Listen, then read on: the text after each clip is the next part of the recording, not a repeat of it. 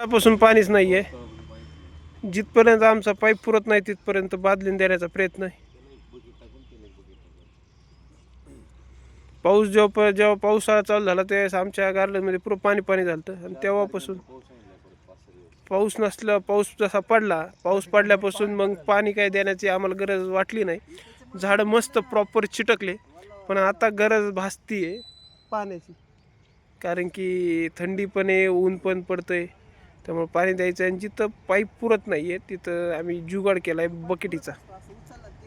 बकेटीचा जुगाड आहे आणि ती जबाबदारी आमच्या पुराणे सरांनी उचलली आहे खांद्यावर नाही म्हणता येणार. की या झाडाला, हे झाड जे कोमजलंय त्या झाडाला पाणी देण्याचा प्रयत्न आहे. आणखीन एक बकेट लागणार आहे सर तिथं.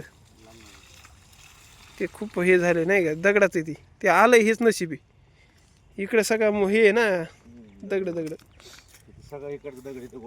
येस. तरी आमचे काही झाडं गेले, जसं की इथं बघू शकतो. इथं एक झाड होतं, इथलं गेलंय, इथलं पण झाड गेलंय.